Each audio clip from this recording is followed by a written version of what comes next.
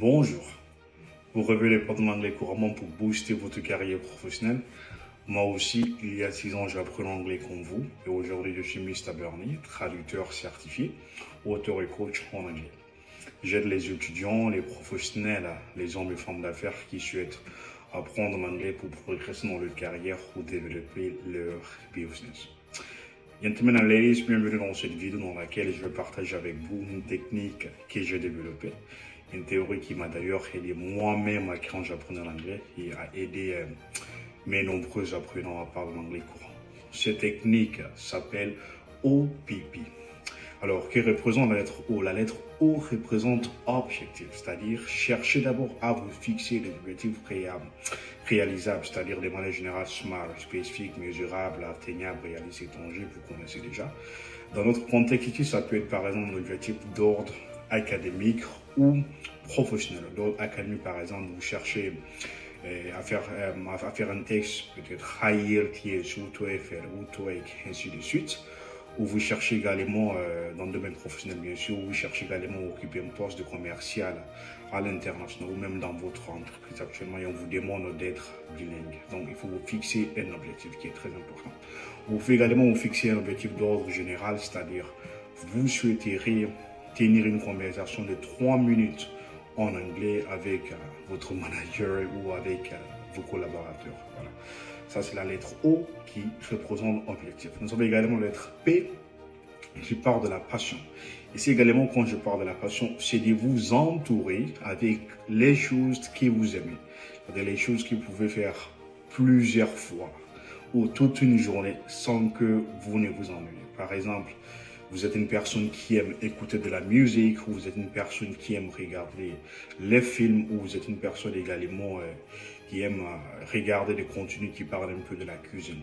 Mais essayez d'utiliser les choses qui vous passionnent, mais en anglais. Alors, pourquoi vous allez utiliser ces contenus ou comment je vais dire, ou regarder ces contenus en anglais?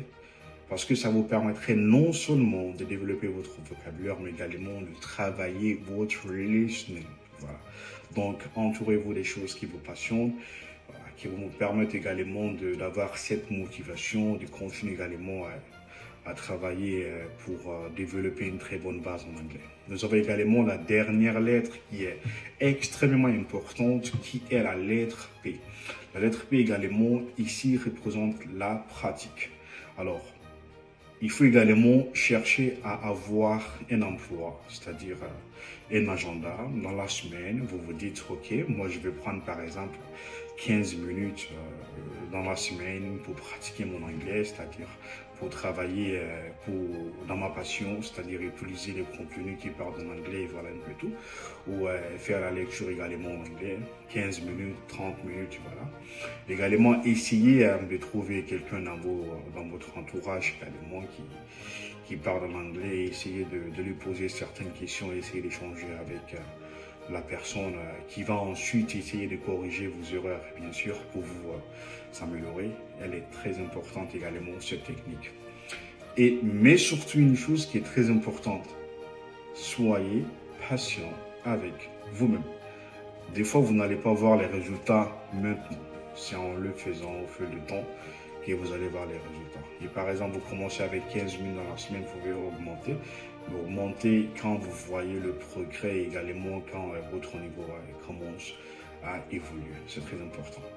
Et je vais vous donner également un bonus ici pour apprendre l'anglais également. Votre téléphone, essayez déjà de mettre votre téléphone en anglais.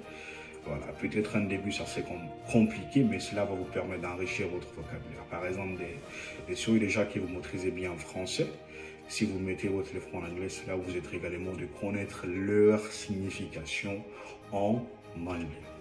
Alors, mesdames et messieurs, j'aimerais également rappeler, voilà, le contenu de cette théorie. Cette théorie également s'appelle OPP, c'est-à-dire la première des choses d'abord objectif, déterminer votre objectif, pourquoi vous souhaitez parler l'anglais, c'est très important dans l'académie professionnelle également.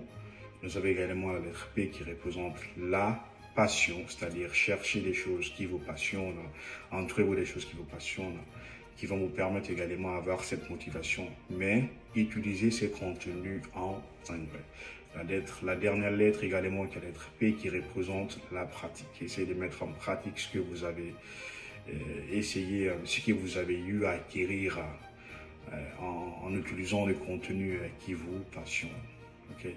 Thank you very much for watching this video and feel free to comment below.